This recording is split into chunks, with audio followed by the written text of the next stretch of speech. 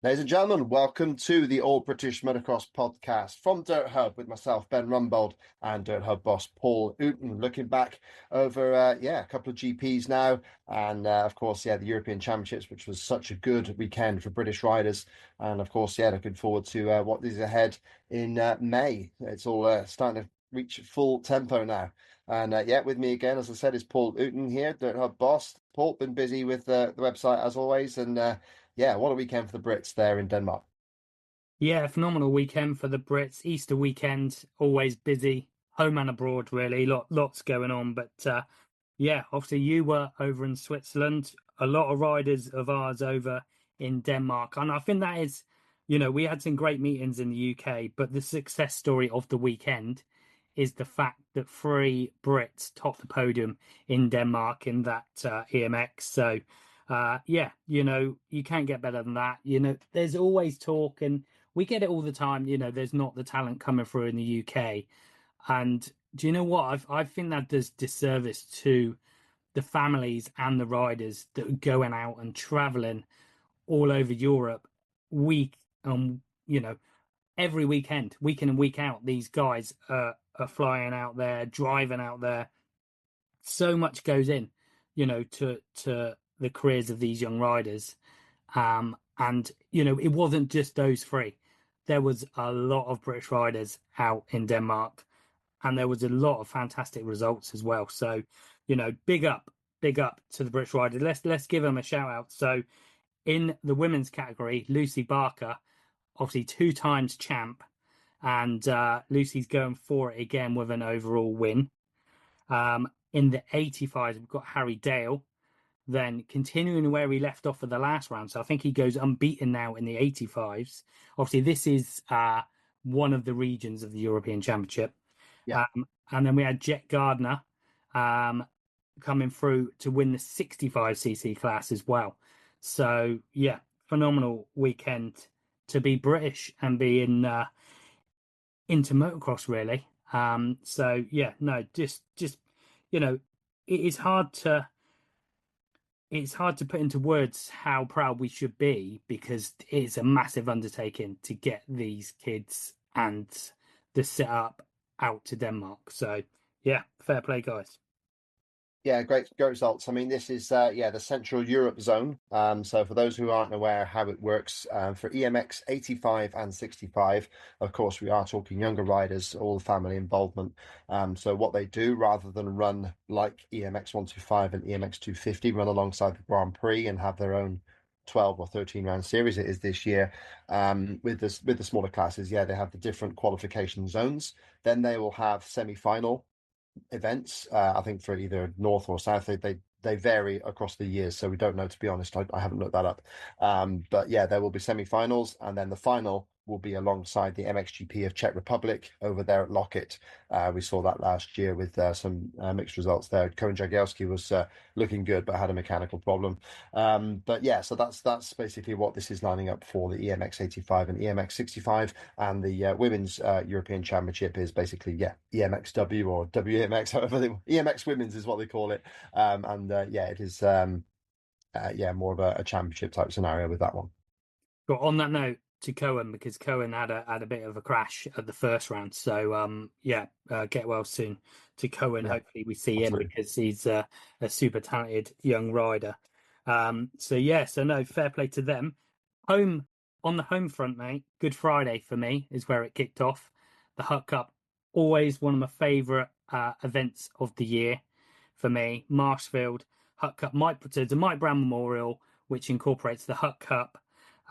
Incorporates the Jude Morris celebration race as well. I think it's got the Worldie 57 Cup as well. Then they have a two-stroke open class and some other classes as well. The Mike Brown Open class, and a lot going on. Good crowd. Maybe not quite so good as before because of the threat of the weather, which did come in as well. So it did make it really slippery. And Billy Boltrode, he was going to ride in the Hut Cup class, which is, with Tommy Searle and all them. Pros, yeah. Yeah, did qualification, was 12th in quali. But Billy's only recently sort of come come off surgery. So I think the longer races were a bit daunting for him at that pace. So he went into what was sort of the MX1/open category. Come from last in Moto 1 to come second, and then he won the second race. But it was close. The chap behind him was pushing him all the way, and at that point it'd been raining quite a long time, and Billy did say it's the most slippery track he's ever ridden. So yeah, and obviously for an enduro guy, that's saying something. So that was that. Jude Morris Celebration Trophy. Ollie Bubb was unreal. I tell you Yeah, what, Ollie Bubb was. I was so impressed with him. I had a chat with him. There's an interview on YouTube with Ollie. A real nice lad, really calm. He rode just so smooth. He looked so sick. Do you know what? You know when you see Conrad Muse leading from the front and just looking unstoppable and just smooth and almost not looking that fast. You know what I mean? Ollie looked like that. Fair play. brilliant. I So mean, just that's a real nice pickup for Ollie, because he started the season with just missing qualification in the MX2 class of the first British round at Hawkstone. So yeah, that's really nice for Ollie to bounce back and win that one against a lot of the riders that he'll be facing at the British Championship. So that's cool. That's really good to know. I mean, yeah, Ollie's Gloucestershire boy, and yeah, Marshfield will be familiar territory to him. And yeah, it's great that he's taking advantage of that, and hopefully he can carry that form to a similar surface at Canada Heights for the second round. So that'd be cool. yeah, just quickly before I go back to that one. So Harry Fletcher was second behind Billy Bolt, but he needs a shout out because it was really slippery and he kept right with Billy Bolt for the whole race, and he did win race one and held Billy Bolt off. So yeah, I think Harry deserves a shout out. So yeah, so the Jude Morris one, Ollie Bubb. Yeah, like I said, impressed with his interview as well. Just seemed like a real nice, grounded lad. Yeah, very impressed. Also in that one, so winning the 125 side of it was Charlie Richmond, who looked really, really good. It's great seeing 125s around Marshfield, to be fair. But second overall was George Cork, and he rode really well as well. I was quite impressed by George. Not really seen much of him ride before, but yeah, impressive, to be fair. So he's one to watch out for. And then delving into the pros, first race, then Taylor Hamill got the whole shot. Obviously, hardly ridden at all since Yeah. his injury at Arena Cross.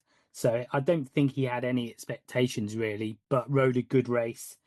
Tommy Searle and Ben Musto were going at it for second and third. And at one point, Ben Musto had that second. Tommy got him back. Ben Musto fought back. And probably right up until the last couple of laps, Ben and Tommy were going at it. But Tommy, in the end, just pulled clear of that one. So Ben Musto was third. Brad Todd fourth. Chris Mills fifth. Luke Dean, coming from a bad start on a Fantic 252 stroke, was sixth.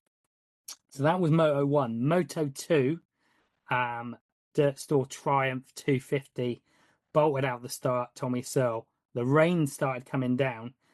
No, it was Brad Todd, sorry, that got the start. Brad Todd got the start, looked in control, then made a mistake. Then it was Tommy that got through in that one.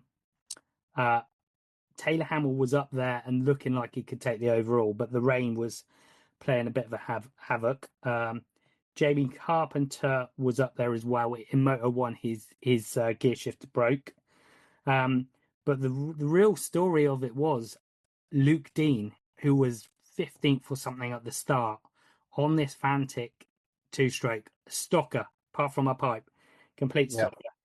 He worked his way up through. He was just slicing his way through and got onto the rear wheel of Tommy Searle on the last lap. And yeah, he was 1 second behind, basically going over the line from 15th. And he reckons he would have had Tommy if he'd have had another lap. But it I was, mean, yeah, that's it was unreal. impressive. I'm seeing the lap chart there, just while you mentioned it there, and yeah, the people he passed is pretty impressive list going on here. It's working its way up. Harry Bradley, Chris Mills, Ben Musto, then Jamie Carpenter and Taylor Hamill in one lap. lap 7, and then he got penultimate lap he passed Brad Todd and, like you say, chased down Tommy. So that's a stonking ride. It Awesome. was Stormy, mate. And Gets the heights. any teams out there, I know he's got a good ride and he's got some good sponsors. Fair play to them, but I want to see this dude in. And we saw him at Fox Hills as well, at the VMXDN. He was unreal at Fox Hills too. So I think this dude needs a wild card in the British Championship. He really does. You're going to see him this weekend in the AMCA Championships, but yeah, fair play to him. Brad Todd looked good, like I said. So the overall in the end went to Tommy Searle, winning it for the first time since 2019. He really enjoyed his weekend. Brad Todd got the overall. Bit of confusion with a lot of people because of the points system. So it was 45 for the win. So it did muddle a few people up, which thought the overalls were going to be slightly different. Taylor Hamill ended up third, which, he was sort of disappointed with after he won it, but sort of reflecting on it, I think, that was a great result. Luke Dean fourth, Chris Mills rode really well, fifth, Ben Musto sixth, Joel Rizzi just looked like he had I don't know, he just, didn't look like Joel Rizzi, to be honest, and he was seventh there in that one. So, but yeah, some really good racing, good crowd, always a good vibe there. But yeah, Luke Dean, mate, and you're going to see him this weekend in the British AMCA Championships, which you're going to be at. Yeah, looking forward to that. Yeah, it's going to be a decent weekend there. Bromsborough, really nice track, one of my favourites when I raced there, and still a great one to watch at. A rare hilly, sandy track, which is always such a strange combination. And I love Bromsborough. It's a cracking venue. So yeah, really excited to do the AMCA Championship. Get back behind the microphone, roaming around. Apparently they've had a slight redesign of the track as well. The layout is amended for this weekend, I've been told. It'd be cool to see Luke and all the boys rip it up around there. So yeah, really looking forward to 2 good days of motocross at Bromsborough. Classic stuff. Nice, that's cool. And talking about 2 days of motocross, although you had a gap in the middle, you've been in Switzerland, and how was that for you? Switzerland's a strange one. I mean, it's I can't sugarcoat it. There's 2 kilometers between the paddock and the track, which is crazy. It's a mad sort of setup, and yeah, it's quite enjoyable. You get for ourselves, we get like a little electric bike to buzz back between the track and the paddock, and which we have to do quite a lot. Especially like for food, we've got to go down as they call it, downstairs for the food, then back upstairs to the TV track and the track. So yeah, it's a strange one all round. Is Frauenfeld, and of course, lots of words said about the crash for Tim Geiser, and the track in general was very tough in the second race. But you know, what are you going to do? It's motocross. At the end of the day, it's a hard packed circuit.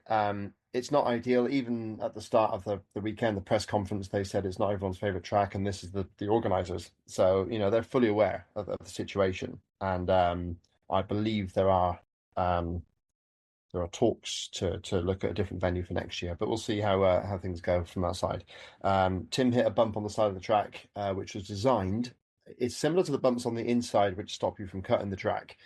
And obviously, you're not cutting the track if you're running wide. But the problem is, if you go any wider than Tim did, you're actually going to be on the wave section of the circuit heading in the opposite direction.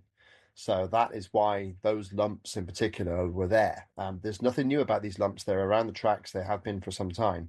Whether or not they're made of sand, which is a bit easier, or the solid lumps that of the type that Tim hit.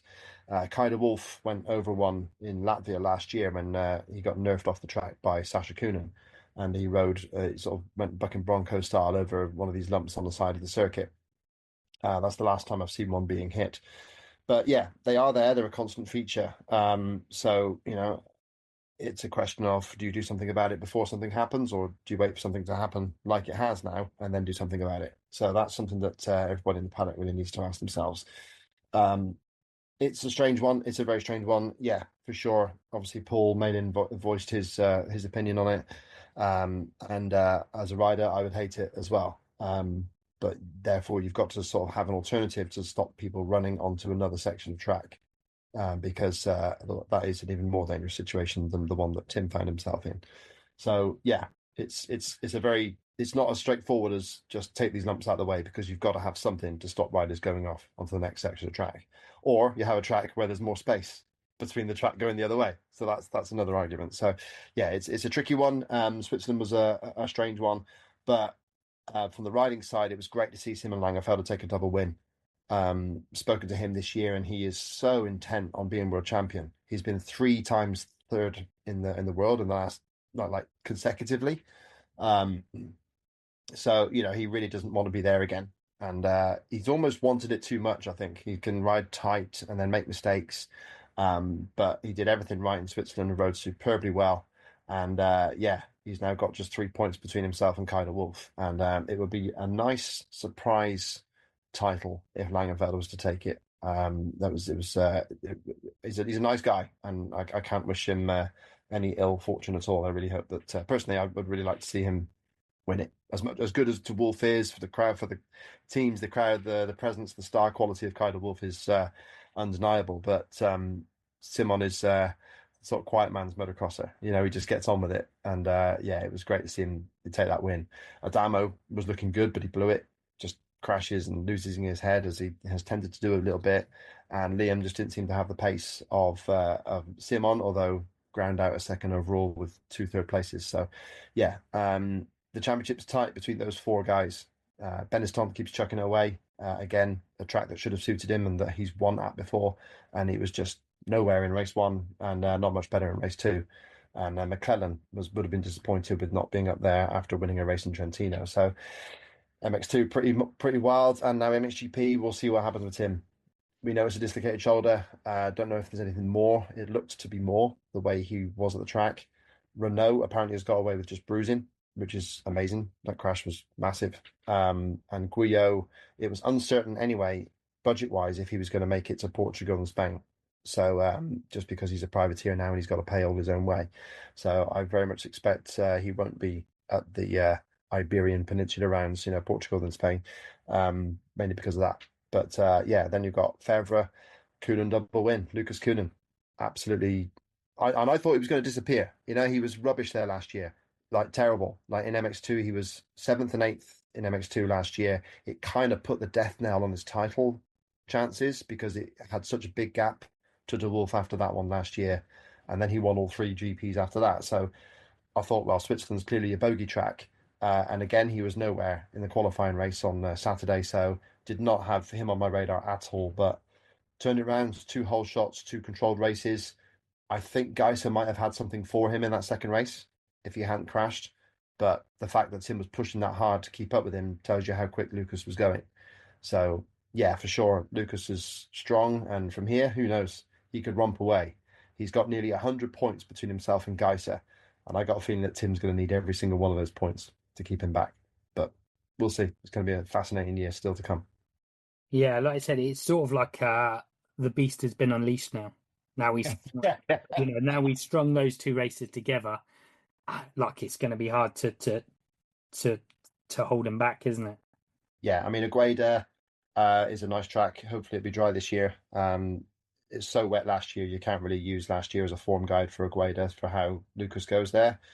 Tim's obviously going to be strong there if he's well enough, of course, and Fevre as well. And then you've got Lugo, where I think Lucas won last year in MX2. And then, yeah, Lugo was Prado country last year, so we don't know how the rest of them will get on. But yeah, it's going to be exciting. We've got 3 sort of hard pack kind of circuits here now coming up with Agueda, Lugo, and Ernée.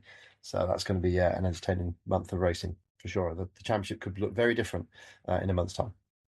Yeah, no, intriguing, always interesting. And just looking at the Brits, then Ben Watson, 7th Oh, yeah, race really result cool. of the year. And Ben is getting close, he's had a couple of top 10 overalls now, hasn't he? Or certainly one. Yeah. But some of his race results now, again, starts has been his big problem. But his pace is not the problem, as we've seen now. And I think he's very close to a sort of a top 8, really. And I think, if things go his way, there could be, a top six there from Ben, which would be phenomenal on a beta. Yeah. Let's be fair. Yeah, I mean he's 11th in the championship now, which puts him ahead of the likes of Jonas. Geerts has not been riding well. Guadagnini, as well as Jonas, has been injured. Gifting the same, and yeah, Hurling's obviously catching back up. But Brian Boger's another one is way behind him. So yeah, Ben in 11th. He's 24 points back of Vlanderen, who was also still recovering from a knee injury from last year. So um, yeah, there's a chance there for Ben to work forward, and he's been riding so well. I managed to persuade the director to get him on screen in the second race because he was up there and fighting with Glenn, and it was nice to see Ben on the telly there, and obviously Paul added his comments on the commentary, but yeah, it was great to see Ben up there, and yeah, for sure we'll work to get him on screen a little bit more. But yeah, apart from that, should we talk EMX? Yeah, I was just going to give Adam Sterry a shout out then. 2 points Sure. scoring Yeah. rides for Adam Sterry for 18th overall. Josh Gilbert got some points on the board in the second moto as well. So, yeah, it's bloody tough for them because it is a really, really stat lineup MXGP. So the fact that they're getting in amongst the points and Adam Sterry both races to get in the points, that's no mean feat, as Josh Gilbert will tell you. To Yeah. score points in two motos is hard. So yeah, EMX, mate. I just before we sort of go on to more of a positive note, I just feel for Bobby Bruce at the moment. Yeah, yeah. Just keeps getting caught up and having issues. I mean, you would have looked at it and thought Bobby Bruce in the MX 250 title contender before the end of the year on paper, no problem. Obviously had that massive setback in Kozar. He managed to get points, but still not brilliant in at Saint Jean. And then yeah, two first corner crashes in Trentino, just wiped him out both times. I mean, these EMX races are always full grids, so you're down at the back, you've got a mountain to climb every time. So it's very, very tough if you don't get the starts, or if you get a problem first lap, you're in trouble. So yeah, no points at all in both Trentino and Switzerland. He's going to need to bounce back again. Canada Heights is coming, but before that, you've got GPs in Portugal and Spain, and they are both featuring EMX 250. Just checking on that, but because they got the women's in Spain, but that's in place of 125. But yeah, Bobby is having a bit of a nightmare in Europe. Obviously leading the British Championship, so hopefully you can sort of cling on to that bit of positivity and just recover. But I saw him coming off track and he was coughing, like coming off the track. Whether that was clearing the roost out, I really don't know. But yeah, he certainly was not a very happy boy. No, which we really do need Bobby to have a good result. So let's hope he can do at the next round. Someone who did get a good result, and it's nice to see two high scoring motos for Billy Ascu for fifth overall. I think it's we know he's definitely got podium potential. But that is a fifth overall as a good building block on from what we've seen from him so far this year. Yeah, absolutely. Great starts. Like I said, it's always the key. You get good starts, you get noticed. Look at Max Werner. I mean, Max Werner's results weren't brilliant, but because he was getting good starts last year, he got picked up by Sean Simpson, who thought he could work on his pace through the rest of the rounds. So you get good starts and you show yourself up there, you're going to get some attention from the top teams when they're looking at who to recruit next. And for Billy, I mean, the second race was solid. A good start. He was chasing down August Frisk, who just had the freaky Karlquist-Uppner syndrome. If you're going to talk Swedish references there, August Frisk just came from nowhere. I mean, his best race result before that weekend was seventh in race two at Kozar. So, Frisk came from absolutely nowhere for that double win, but he took it and was just like an alien all weekend. But then, Billy's fighting with Garcia, who, to be fair, passed him easily at Trentino. So the fact that he was holding Garcia back off automatically shows that Billy's making progress there. And also he's keeping back Zanos and Regulus. Janos is the reigning EMX 125 champion. Regulus is a coming talent. This is Yanis Regulus, the younger brother. And yeah, he's leading the championship now. So Billy's in great company there. The fact that he's in amongst that company means he's being looked at. He's showing great promise. And what impressed me with Billy was that, yeah, okay, he was second for a long time and he held them back. And they got him towards the end. But these are older riders. They're bigger, they're stronger, especially Nico Groitman. Groitman's a monster. I mean, he's almost as big as Bonacorsi. He's a real beast. For EMX 250, he's got to be head and shoulders above everybody. And he was on home turf, so he was really fired up. But what was nice was that Billy kept the riders behind him for the most part. And okay, Residus and Zanos got past him, as did Garcia. But then he stayed in fifth, and he had Groitman and the young Australian who I haven't seen before came on board, Liam Owens, who was looking impressive. He has been around before, but he was fast at Framfeld. And yeah, they were both catching him, but Billy didn't fold. He held it, and he managed to secure a top 5 place. So from that side, a really good haul, his best yet in terms of points. And now he's 12th in the championship with the next 3 riders are just 3 points in front of him. So he could quite easily leapfrog into the top 10 with some good results. So Portugal, Spain, and France, all of which are tracks that he could well go very, very nicely at. So it's really promising for Billy, and we hope that he carries it on. And also a note there, well, I was sorry to talk on quite a lot, but yeah, Ollie Colmer can't be forgotten. He is always in there. He scored points at every round, and he just grinds it out, and it's nice to see Ollie doing that. Yeah, fair play to Ollie. Scoring points in there. EMX 125. Yep. Cole McCulloch again. He's had another good round, so 4th in his second moto. Then, so he was 6th overall. Yeah. I see Drew Stock got in amongst the points again. Fair play to Drew. Yeah, Drew's running 22nd well. overall, and I think that was a 16th, was it? 17th in race 1. Yeah. Yeah, and then yeah, so no, that was really good. So yeah, some positives there. Any news on Jamie Keefe? Not as of yet. Spoke to the JK Yamaha guys. They had a different rider out there at the weekend for JK Yamaha, which was interesting to note. So not quite sure what's happening, but yeah, hopefully, yeah, Jamie can come back. I think it's possible for Portugal, France. Yeah, they do. The 125s do Portugal, then France. So yeah, we just hope. I mean, I don't really know. You've got 2 plated collarbones, and it might not be wise to rush back. But we'll see what we can do for sure. In amongst that company at the weekend, he would have been doing some damage because yeah, he's certainly been faster than a lot of the riders that were doing well there. So yeah, we just hope for Jamie Keith. Bit of a shout out to Hayden Statt as well, who scored some points at Trentino as well as at Kozar at the start of the year. Yeah, Hayden had just bad starts, and yeah, just got roughed up a little bit. Hayden is still a first year 125 rider, so yeah, he's bouncing off a few bigger guys, which is a real shame. But the family are getting stuck in; they're still trying. So it was yeah, a shame to see Hayden just miss the points there. But yeah, it's 125s is hard work, man. Drew Stock was getting stuck in, and yeah, and but Cole had an awful start in race 1, so that's why he was only 9th, because he came from a long way back to get that. He was passing a lot of people, so it was a good ride from him to get up to 9th, and that keeps him in the top 10 in the championship. 9th after his race win at Trentino, he had a mechanical at Trentino as well, second race, so that's hurt him. But yeah, he's much better than 9th in the championship, and yeah, these next 2 or 3 rounds, we could really see Cole get back up there again. Be nice. Cool. So that's EMX. Back to home soil, mate. So Yes. also what happened at the weekend, British Sidecar Cross Championship and British Quad Cross Championship then at Warmingham Lane. So I'd just give a shout out to the winners, Brett Wilkinson and Joe Millard, reigning British Sidecar Cross champions, did it again. Faultless performance from them. The same in the Quad Cross then. Harry Walker, reigning champ. He blitzed it in that one.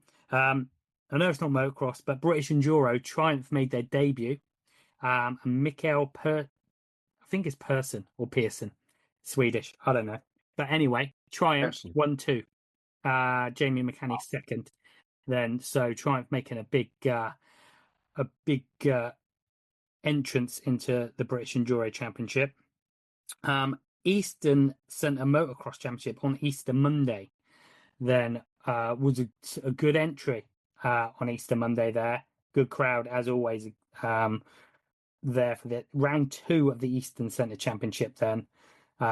Always a biggie. That championship seems to be really attracting the riders. Sam Nunn has been the guy to beat in that championship, but a lot of riders rocked up to this one. Chris Mills then won all 3 motos. Now Chris was good at the Hut Cup, but didn't make his customary good starts, I'd say. But there's a picture on our race report, which you can see on the website, of Chris Mills getting the whole shot, and he's just well clear. Yeah, Literally, yeah, he yeah, I is saw it. whole shot on that one. Joel Rizzi had 2 seconds, but then there was a DNF, so I'm not sure quite what happened with that one. Tom Murphy had 2 thirds, so he was looking pretty good in that one. But second overall was Callum Mitchell. Ben Musto was third. Luke Benstead was fourth. Joel Rizzi there with that DNF fifth, and Sam Nunn was sixth there. So yeah, really good entry there. Chris Mills is definitely one to watch then this year. Going into this weekend then, so British AMCA Championships, which you're at. We've also Yep, got the British Youth Motocross Championship. So now under the stewardship of the Hambridges, Colin and Julie Hambridge, who run very successfully the British and British Masters. So that is going to be a really good event this weekend. The quads yep. and the Docs. sidecars. What's that, Preston? Preston Docs, isn't it? Yeah, Preston Preston Dock, Docs. yep. Looking forward to that. Quads and sidecars are back again at Ironworks. So yeah, loads of big meetings on this weekend. Conrad Muse. So we were just looking at results from Easter Monday in France. So we had a few of our riders go over there. And Conrad, you said third overall? Yeah, third overall. He had 4, 2, 5 finishes for Conrad. So yeah, a bit of random day there with 3 races, and yeah, he was third overall in points. The winner was Benoit Patrel, so obviously XGP winner, and a top pro in France. Second overall there was Maxime Depré, another sort of regular French pro, if you like, and he was equal on points with Conrad. So yeah, those two. That's where Conrad was third overall. Quite a weird sort of, nobody seemed to put it all together in terms of the race wins and stuff. So yeah, it was quite a strange one. Tom Guillon was in there as well on the Triumph. But yeah, so that's a nice little thing. Apparently they paid quite decent money. Brad Todd was out there as well, collecting some cash. So yeah, the guys enjoyed themselves. But yeah, Conrad just perhaps probably would have expected to win that one, but still, third overall was quite a decent day for him. And this weekend, Conrad's got a chance to mix it with the big guns because he goes head to head with British champion Jeffrey Hurlins. It's nice then, isn't it? Jeffrey Hurlins British champion in the Dutch Masters. So, there is some GP big hitters at this one. So Yeah. this will be a good test for Conrad Muse this weekend. And before we wrap up, because I know you've been interviewing his boss, Oriol Oliver is looking really good on the Gabriel SS24 KTM. Do you Yeah. think we're going to see him in the British Championship? I hope so. Oh, hang on, I've got a voice message from Mr. Simpson here. I don't know. Don't play I'll loud. tell- Don't play live. you talk something. I'll mute it and listen to it and see what answers I get. All right, because I've literally just messaged him this morning to see if I find out. But yeah, Oriel battling with Sean's old rider Cass Falk at the weekend, which was entertaining to see. But yeah, you talk about something a second, and I'll find out. This is live on the vlog. This is good, isn't it? This is good. Live on the pod for you. Right, Live. mute You me. as it I comes. I would talk. I'll mute myself. Yeah. So also on at the weekend was the Service Amateur Nationals then. So that was at Drumclog in Scotland. We saw Billy McKenzie go out in that one, but the MX1 class was won by Ross Rutherford. James Dodd was second, Jaden Ashwell third in that one. MX2, we didn't get the overall result from that one. It didn't come up on my laps, but one of the riders that stood out again on the 125 was Ryan Waggett, who blitzed it 5 wins. We saw him in the British Championship in the 125 class, so he went 5 wins from 5 in that one. Grace Richards then, she went 5 from 5 as well in the ladies class. Then just trying to see if Ben's ready. Billy McKenzie was in the vets over 40s, and no surprise in there that he went 5 from 5. Ben is back. What is the gossip? At the moment, things are still up in the air with Oriol. So yeah, they are talking about it at the moment. So yeah, sadly, nothing conclusive about Oriol and if we're seeing him with the British or not. But yeah, I think for sure the next couple of GPs, put it that way. That's at the moment. That's where we are. We don't know any more than that, I'm afraid. Okay, well that's cool. Well, at least we know. Yeah, So this is it. So no, yeah, all good. But Yeah, and I just want to say, last we got about a minute left on this before you. Let's give a shout out to the guys: Harley Marjak, Arthur Moore, Ollie Waters, Leo Wilson, Nixon Coppins, Casey Lister, Archie Butterfield, John Slade, also Brian Giles. There, these are the kids that did well in EMX 85. Jet Gardner, Tommy Wood, Alfie Cotter, Max Jones, Austin Edwards, Cameron Berry, Jack Clark. All these kids racing EMX. I just wanted to give them a shout out by name because yeah, there's massive effort going in there, and we really hope that they keep it going. Yeah, excellent for sure. So no, thanks, Ben. Enjoy. I was going to say enjoy a weekend off, but it's not, is it? But Yeah, great. enjoy Can't a British-based weekend, Ben. wait. Yay, no flights. Woo. Cool. That's it. Thanks very much, Paul, for that one. And yeah, we'll tie things up. Thanks to everybody for listening to the All British Motocross podcast from Dirt Hub. Join myself, Ben Rumbold, and Paul Luton again next time around.